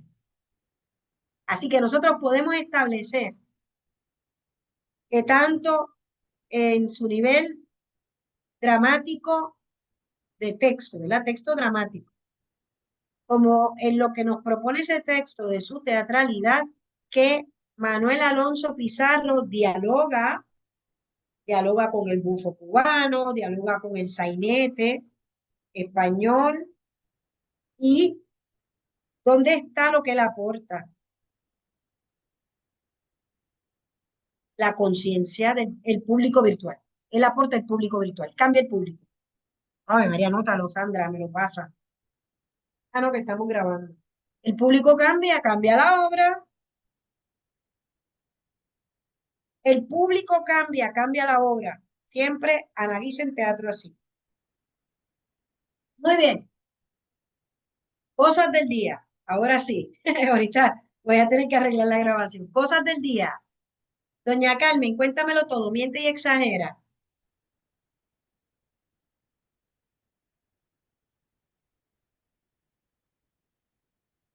No te oigo, Carmen, tienes que encender tu micrófono. Carmela, Este, el micrófono. estaba apagada. Cosas del día es en un solo acto, es un juguete cómico, está escrita en verso. Y entonces es este hombre que supuestamente tiene una posición privilegiada, pero que le debe, como dicen los íbaros, a cada santo una vela. Y entonces le debe a todo el mundo, o sea, él monta su supuesta estatus de clase en no pagarle a la gente que le da los servicios. Entonces viene todo el mundo a reclamar que él no A ha darle. pagado. Y entonces resulta gracioso, pero a la vez es una crítica bien grande de la apariencia, ¿no?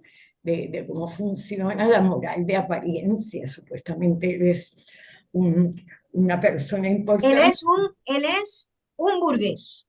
Exacto, y es Es un supuestamente una persona burgués. importante, pero es un sinvergüenza que no paga y que cada vez que viene alguien a cobrar, él se escurre y se va y deja al Te pobrecito. quiero hacer una Sí, pregunta.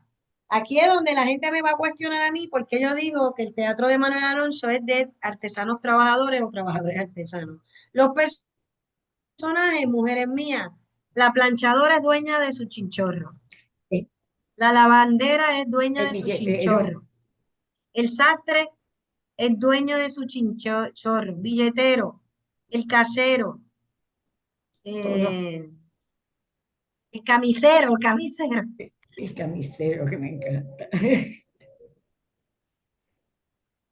alguna Entonces, diferencia entre ellos y Don Donato? Ah, y la lavandera y la planchadora, sí.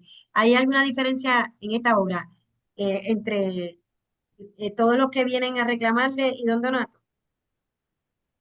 sí, una diferencia grande. Ellos son honrados y don Donato no. ¿Tú crees? Son Vamos a ver algo. honrados y a la misma vez también son pobres.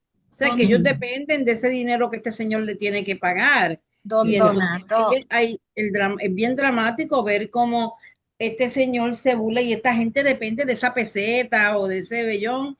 Y ahí es que yo encuentro que es bien trágico. ¿Qué? don Donato no trabaja y No, no sabemos de dónde sacó, si es que tuvo chavos o si nunca los tuvo, pero no se ve que trabaje. Lo que hace es huir. Ujú. Muy bien. ¿Qué pasa al final?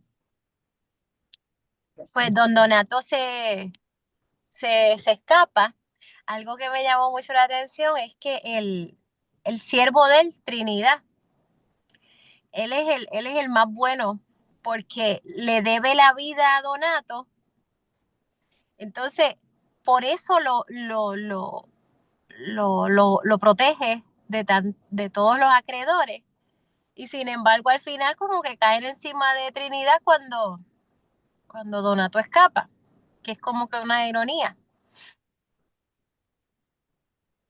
Porque Trinidad es el traidor de clase. Es ahí la genialidad de la escritura de Manuel Alonso, porque logra que nosotros nos identifiquemos con él. Estamos identificados con el pobre Trinidad, que hace su trabajo, pero miente a favor de un patrono que al final le devolvió el mismo veneno. De ahí parte, ¿verdad?, de los hilos conscientes de la obra que podemos ver. Cuando yo pregunté, y me parece que eso es lo más importante, cuando yo pregunté si eran igual que don Donato los otros, pues no tenemos suficiente material, pero tampoco son trabajadores. Trabajadores el público, los de Ponce en esta ocasión. ¿Verdad? Si aceptamos la propuesta de la profesora, que esto se insertaba en unas estructuras de teatro y cultura obrera. ¿Por qué?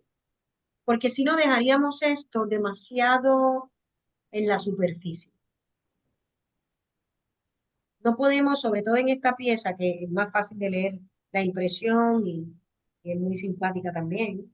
eh, ya sabemos por la cantidad del elenco y por las participaciones mínimas que tienen que esta gente lo cobraba, ¿verdad?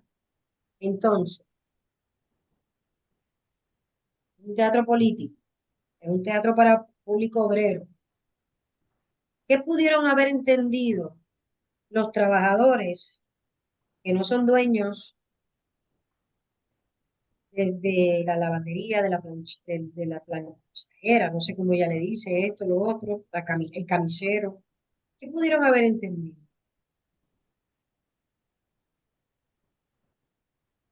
Yo pienso, ¿verdad? ¿Qué- Esto aquí así, tirándolo que si te alineas con el opresor, al final vas a salir trasquilado. Eso en cuanto a Trinidad y Donato. Pero yo no sé, yo no estaría segura si Manuel está hablando a favor de los artesanos. No son artesanos, bueno, sí, porque planchan. El camisero es un artesano, entiendo yo, ¿verdad? Este, yo no estoy segura si él los está, si son personajes positivos, por decir una explicación. O sea, un nombre, una nomenclatura. No estoy segura. Yo creo que aquí nos estamos insertando en un problema social complejo, ¿verdad? De una convivencia de clases con la que no podemos conciliarnos. Ave María, anótalo, Sandra. Con la que los obreros no podemos conciliarnos. Yo creo que esta es una obra que hace un planteamiento radical que a ustedes se le van a parar los pelos cuando yo se lo diga.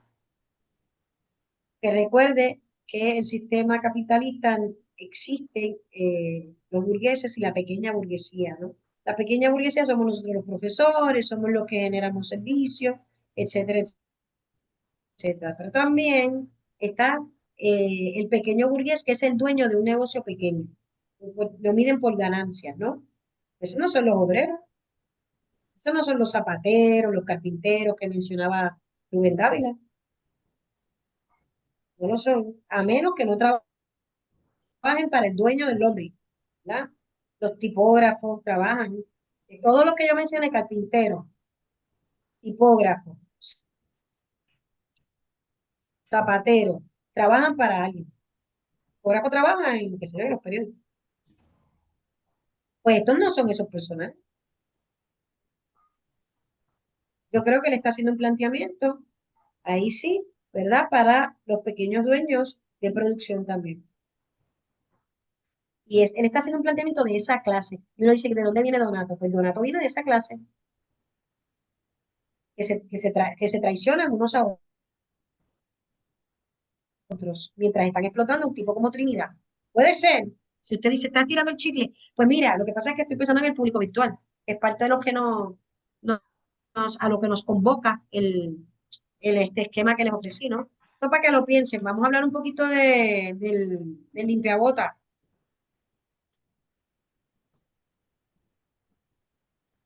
Profesora, Soy, ¿de dime, qué autor es el limpiabota? Magdaleno González, Ok. Pelusín, sencillo. ¿De qué trata? A mí, sí, la sinopsis, Pelusín no ha comido, está limpiando botas en la plaza y nadie le paga, no tiene con qué comer y viene un cliente, un posible cliente que le dice que no, otro que no, y hay otro que le dice sí, que sí, yo te voy a pagar, déjame ir a casa. Y la trama coge un twist, como diríamos ahora, a partir del 50 usamos esa palabra aquí en Puerto Rico. Twist. Llega alguien que le ofrece pan y llega alguien que le ofrece una verdad. Don Pepín y, ¿cómo se llama el señor? Y Mr. S. Y entonces le dice, no le aceptes el pan porque tú eres pobre ahora por lo que él hizo. Violó a la mamá y la mamá muere. ¿Ya? La mamá fue expulsada de la fábrica que él dirigía y entonces ella era como el sustento de la casa y entonces él se dio cuenta que podía amarrar su amor, o se usa la palabra amor, ¿verdad? A ella como mujer, su cuerpo, y entonces luego la desechó como bagazo y ella tiene su hijo, no tenía con qué alimentarlo porque ella muere. Y entonces Pelusín es un personaje esclarecido que dice, yo no quiero su pan. Sorpresivamente, yo al principio no lo entendí, y si usted me dice que no, yo se lo voy a aceptar. Que él se muere al final.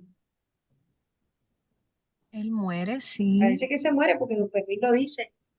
Sí, Don Pepín lo dice, pero a mí no me parece que sí, se cae acostado al lado de la cruz, es lo que Sí. dice. sí. Pero si Pelusín es Es don Pepín el que me esclarecido, dijo. si Pelusín es esclarecido, ¿Don Pepín no es esclarecido también o Él no? es el esclarecido y don Pepín se esclarece. Digo, y Pelusín se esclarece. Muy Ok, porque eso fue lo que yo bien. pensé.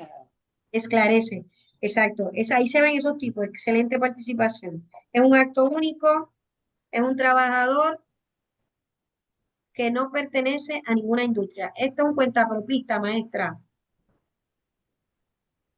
Quiere decir que el público de Manuel, digo, de Magdaleno González, ya entramos en el siglo XX con este teatro obrero. Incluye también los cuentapropistas, y bueno, esto es un dueño de su medio de producción, ¿sabes? La inversión es en el material con el que limpia. Anamín, yo tengo una pregunta sobre eso, porque yo no sé, fue en una Pero clase, en una de mis clases de la de teoría, el profesor estaba diciendo que tú no eres bueno, en este caso un capitalista, a menos que tú tengas una persona que tú emplees y que tú lo explotes y le saques la plusvalía, toda la cuestión esta de eh, es tu profesor, Ayala, Mario Ayala. sí, el de Marius. Bueno, eso es una definición reformista. Pero el cuentapropismo es una apertura, primero denuncia que el sistema no está funcionando y eso está pasando en Cuba, ¿verdad? Se abrió a eso. Quiere decir que los que acusan a Cuba ahora de comunismo, como si eso fuera una acusación, está incorrecto. Lo que pasa es que es un sistema mejor que el de acá, evidentemente. Pero lo que pasa es que es un dueño de medios de producción. Lo que pasa es que no podemos ser obtusos y obtusas cuando creemos que los dueños de medios de producción son millonarios. O sea, lo que habla es de la decadencia de la economía. En algunos casos para salir adelante y otras cosas, como en el nuestro, es navegar sobre lo mismo, dar vueltas sobre lo mismo. Pero, Ana, ¿verdad? Pero Perdóname. también, pero Sandra, déjame explicarte algo. Quizás él no le da tiempo a plantear el horizonte. Lo que pasa es que nosotros los trabajadores también nos convertimos en dueños del medio de producción. Por eso es que no le podemos tener miedo a la palabra patrono. A lo mejor no le dio tiempo a horizontalizar, ¿verdad? Pero de hecho debemos caminar a través del cooperativismo. El cooperativismo es una transición hacia eso. Y nosotros, y lo que pasa en Puerto Rico, que es una cosa horrible, que los cooperativistas en un momento dado son trabajadores que asumen el medio y de momento subcontratan y llegan en diciembre a coger los chavos ¿verdad? Eso pasa porque no hay una estructura que camine, ¿verdad? Hacia querer quedarse con el país desde la perspectiva económica en el sentido de verdad de repartir la riqueza. Bueno, nada, asumí eso, dije eso. Compañera Sandra. Yo tengo una inquietud y es que también aquí hay una clase que son los que eran españoles, que se vinieron a vivir a Puerto Rico, tienen hijos que no son españoles, pero tampoco, o sea, es que son, y entonces algunos empobrecen, otros no, y entonces hay una diferencia de clases ahí. Yo pensé en el que debía Chavo, también yo lo pensé como eso, como de esa gente que son de esta clase que ven decadencia, porque ya la burguesía es la que está subiendo porque son los que están produciendo. Entonces, esta clase ¿Qué social, personaje? ¿Qué personaje? el del embrollón, Donato. ajá, Don Donato, Donato.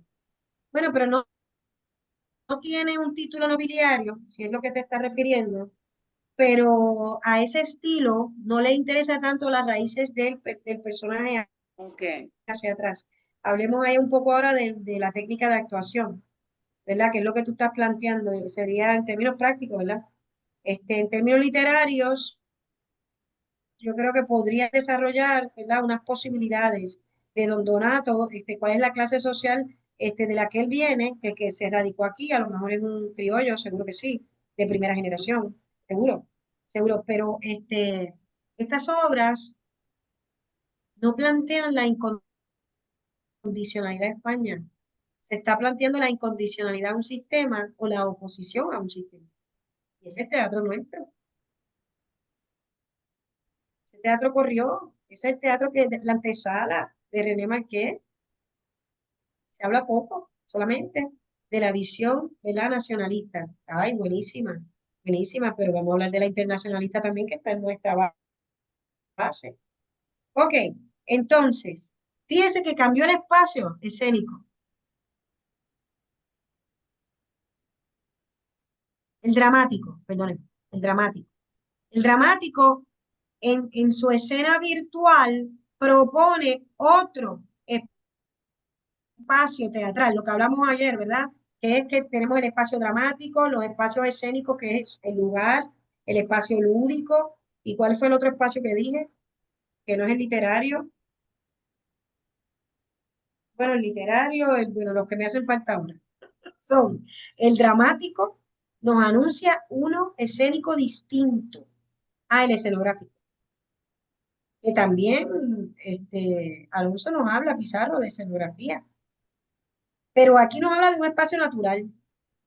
A mí me llamaría la atención. Yo haría una investigación de eso.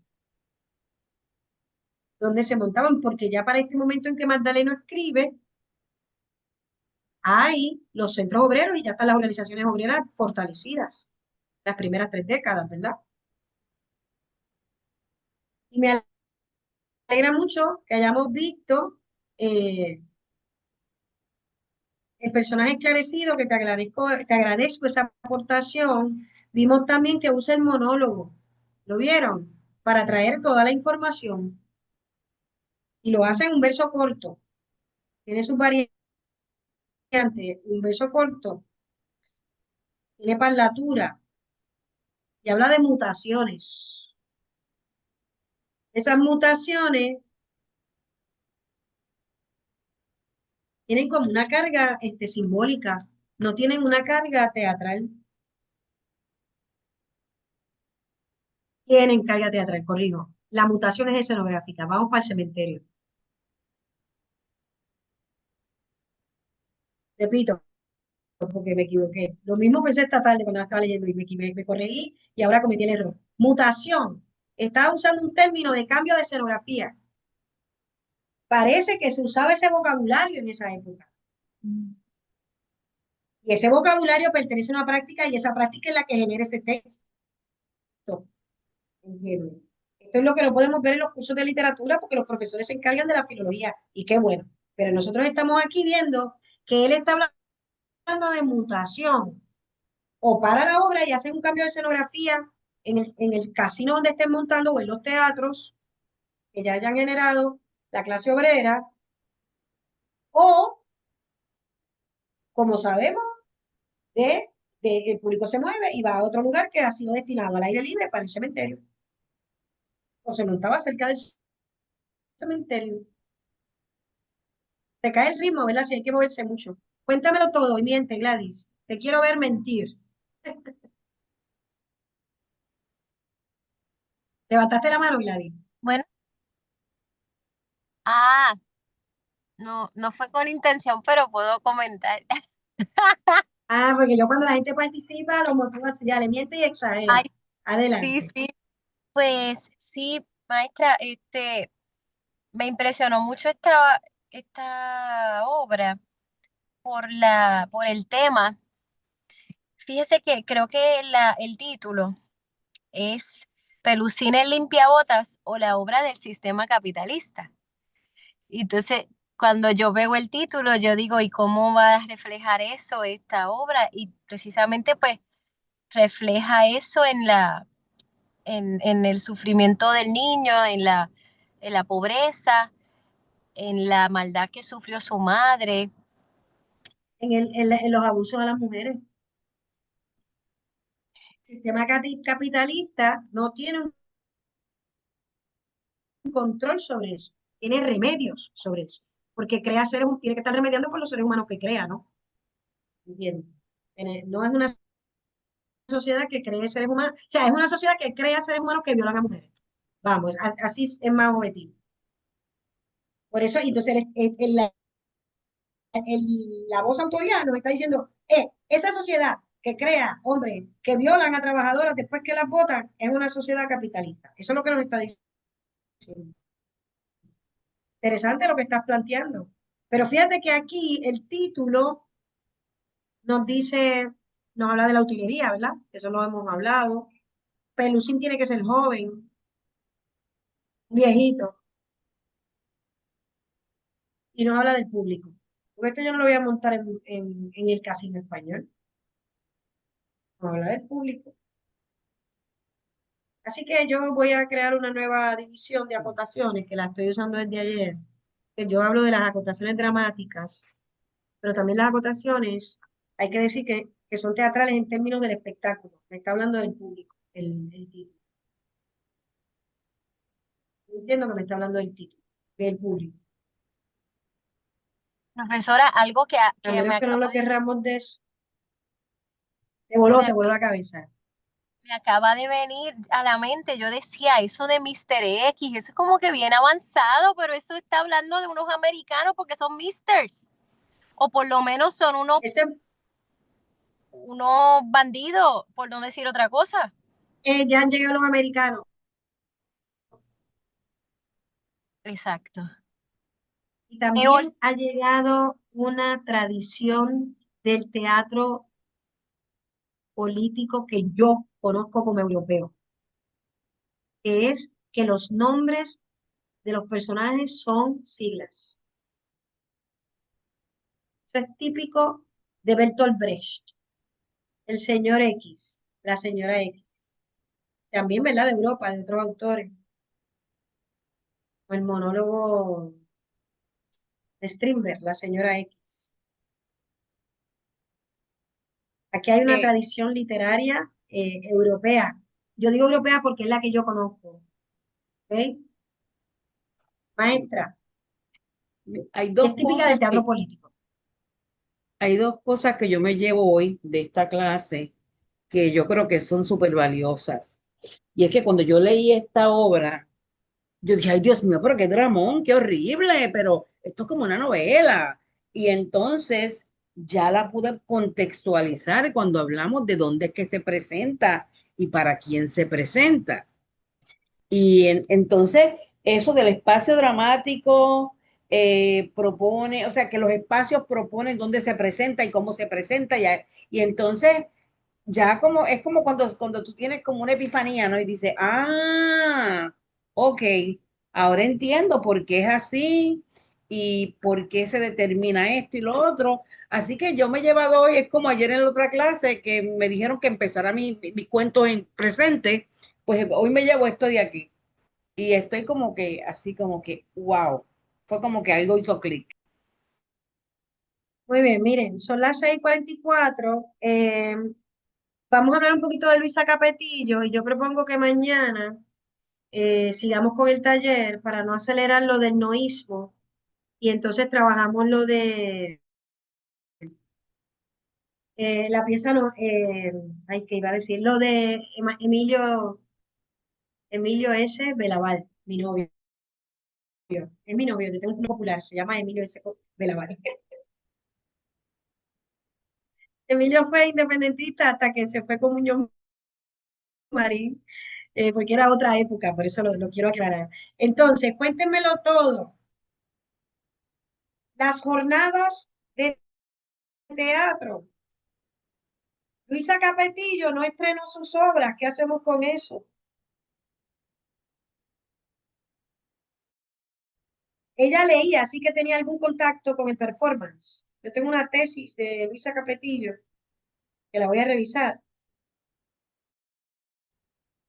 Pero fíjese que está escribiendo la obra alguien del público. Vamos, señores, ¿verdad que el monólogo tiene buen ritmo? Les voy a enviar una grabación. Y empieza en el clímax. Es casi un vete para la porra, imbécil. Si quieres que yo vaya a la industria a trabajar donde me van a violar, igual que a cualquiera, donde me tengo que prostituir. Aquí mando yo. Doy cuenta propista. Ahí entra la figura de Luisa Capetillo a cuestionar la situación de las fábricas, pero a cuestionar también un término que todavía hoy estamos debatiendo, que es el trabajo sexual. Y yo creo que los mejores artículos están en oposición. Por mucho tiempo investigué eso. Considero que las personas que dicen que no puede ser trabajo porque hay un castigo al cuerpo, hay que escucharlas.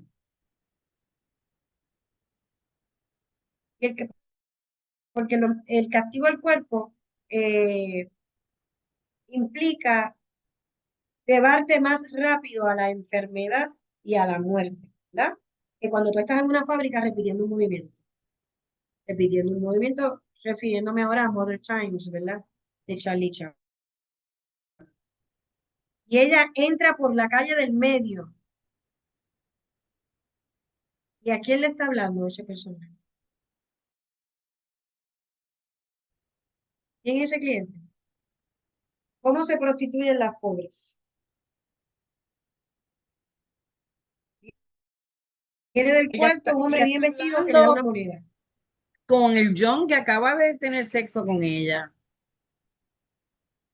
Así que esto es un señorito de ciudad y ella es una prostituta de ciudad probablemente.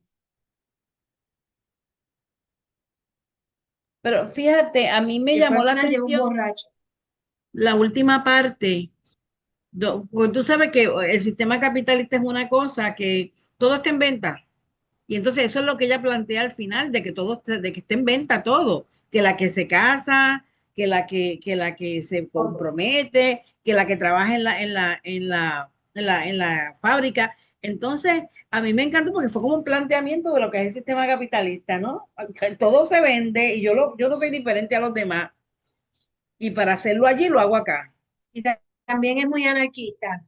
No sé si recordarás a las compañeras anarquistas y su eslogan de ni marido, ni esposo, ni patrón. Ni marido, ni esposo, ni patrón, diríamos nosotras. Eso es bien, es una consigna capitalista, anarquista hasta donde yo sé. Y este monólogo pertenece a ese tipo de manifestación, ¿verdad? Por algo mejor. Y cuestiona. ¿A quién está cuestionando aquí? Este no es Paltapia.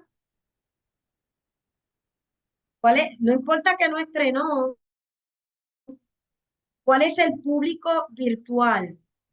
El que juzga a la prostituta.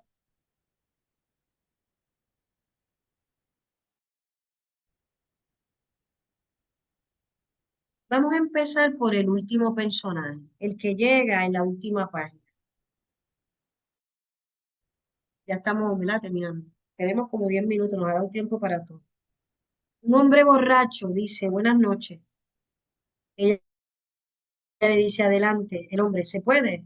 Muy bien, pues date prisa que necesito irme tambaleándose. La mujer, pues anda, que ya iré. El hombre, no, sigue tú primero. ¿Te quieres marchar, verdad? Ah, miren ustedes estas ladronas, que ni pagándolas atienden bien. Vamos, que te zurro, la empuja. Voy, grosero, ¿qué te figuras? Valiera más suicidarse. El hombre, para lo que sirves, ya podías haberlo hecho. Entran en la habitación contigua, él empujándola hacia adelante. ¿Quién es este? ¿A quién le habla este? Le habla a ella, pero dice en otro momento, que quieren marchar, ¿verdad? Miren ustedes estas ladronas que ni pagándolas atienden bien. ¿Quién es el hombre borracho? Bueno, yo puedo presumir que es el pimp, pero no sé, de verdad que no. ¿El qué? El pimp, Miren, señores, yo tengo una, no, un trabajador. wow. Es Luisa, es Luisa. El primero venga ganado. El viernes viene el gentío borracho y le habla al público bien tranquilo.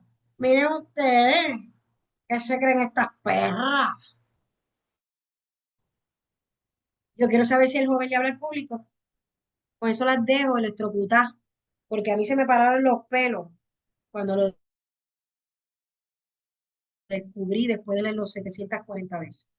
Por el contexto, otra vez, No, lo que dijo la y que uno compañera. pensaría, porque yo cuando pienso en trabajadoras sexuales, siempre pienso ¿verdad? De esa época, pienso en el riquito que va a buscar a la mujer. Y no se me había pasado ni por aquí que podía ser un obrero, un trabajador, que Bueno, probablemente tiene una mujer en la porque casa. porque estamos leyendo, Sandra, no es por nada. No te puede pasar porque estamos leyendo y lo que ella dice es tan intenso que nos gusta y nos quedamos ahí. La verdad que podríamos vivir con esas consignas que ella nos tira ahí. Pero la obra sigue y hay un personaje que le habla al público. Así que doña Luisa, que murió muy joven, está insertada en las jornadas teatrales. Yo no sé, no se montó, no se sabe. Yo creo que esto lo estrenó Olga Vega. Hoy no pudo ver. Pero si lo hubiéramos ensayado, que porque se escribió para ensayar y montar, ahí el actor le tiene que hablar al público. Porque a quién le va a decir, miren, ustedes ahí no hay más nadie. No hay más nadie. Cuando yo la monté para Teatro Zoom, creo que eliminamos eso por razones este, superiores a mí. Pero cuando la estrenamos primero era un congreso obrero. Yo creo que a mí se me pasó eso también. Pero o sea, tuve que tomar la decisión de eliminarlo, lamentablemente. Pero esto está hecho para un público obrero y ese hombre, yo tengo también la sospecha, señores, porque yo trabajé, a mí se me confiaron unos monólogos de las mujeres anarquistas y le llamamos así ese montaje y la producción está en YouTube de Argentina. Y muchas mujeres anarquistas escribían eh, para luchar contra el machismo dentro del movimiento y el alcoholismo, el abuso a la mujer. Entonces, cuando yo retomo esto, me doy cuenta que él le habla al público. fuera del contexto jamás lo hubiéramos entendido porque el actor dice, bueno, ¿y por qué va? Porque está borracho. No, se vira para el público y todo, frontal. Mañana lo vamos a retomar, pero como me queda un minuto, vamos a leer esto, porque yo se los envié como pieza teatral, hay que cuestionar a la profesora. Ella escribió el rompehuelga. El rompehuelga es un ladrón que trata de robar el salario a los demás trabajadores que como él viven en la miseria. El rompehuelga es un Judas que traiciona y vende a sus camaradas como el de la leyenda bíblica vendió al Cristo. El rompehuelga es un ser degenerado que solo merece de los ciudadanos dignos el salizo del desprecio. El rompehuelga es asqueroso reptil arrastrándose en el fango de su propia degradación. Si eres madre o padre, niega a tu hijo rompehuelga, porque él manchará tu hogar y profanará tus canas. Si eres hijo o hija, niega a tu padre que mancha el camino de tu vida. Si eres soltera, no te cases ni quieras a un rompehuelga, porque él venderá tu cuerpo en público a subasta, como vendió la causa de sus compañeros. No te acerques al rompehuelga. Él te ensucia, te degrada, te envilece. Huye de él como si fuera un apestado. Lo firma un huelguista, Unión Obrera, 15 de marzo de 1928. Miren, señores, para nosotros es más fácil con esto del tema. Se lo digo a pensar. Esto no es un acróstico, pero podría ser contado así con los niños diciéndolo. Esto es una propuesta escénica del no género.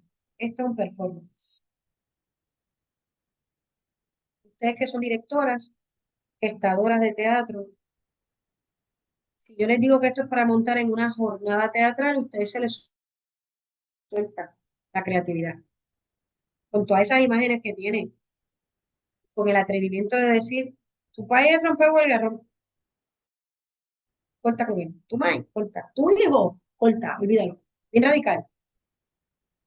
Yo se lo di a ustedes porque está escrito, está puesto, o sea, vamos a poner que Luisa venga por ahí y me diga, no, no, si yo lo escribí en una servilleta, pero hay un señor que se llama Rubén Dávila Santiago, que en la composición, en un análisis composicional, nos ha puesto esto, que es lo más radical que hay aquí, como parte del teatro de Luisa Capetillo. Pues sí,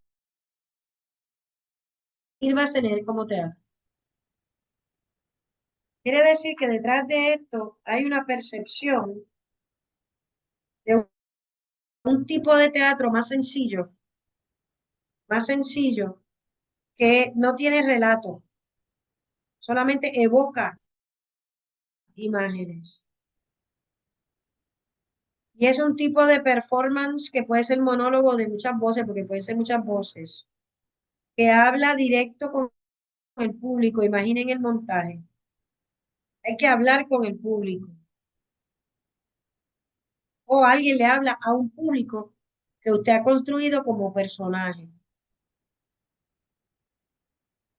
Eso no sería un diálogo, lo que Pero sigue hablaste de siendo mucho diálogo. más abierto que eso. Tú hablaste de Es que diálogo. bueno, es que el monólogo siempre es diálogo.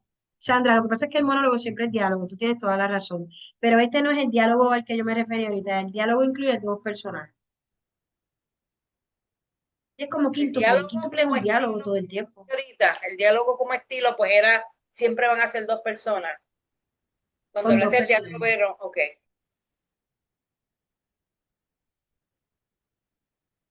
Manuel Alonso Pizarro tiene dialoguitos. Así que, como me han dicho, sírvase a leer como teatro, maestra Carmen Zeta. Piénsenlo, maestra Sandra. Y venimos mañana. Voy a arrancar con un taller de unos 25 minutos. Hablamos entonces de Emilio S. Belaval y luego hablamos de Clamor en los Surcos. Eso Y nos lo vas a arrancamos ya, enviar, nos lo la vas a década enviar del el 20. de, el de San Ahora Velaval. mismo, sí, Ok. sí, no está Pues en línea, es gracias. una jodienda. No, sí, lo Nos busqué, me vemos. volví loca buscándolo y no lo encontré. Nos vemos, gracias, buenas noches. Sí, no, es una jodienda. Bye. Que estén bien.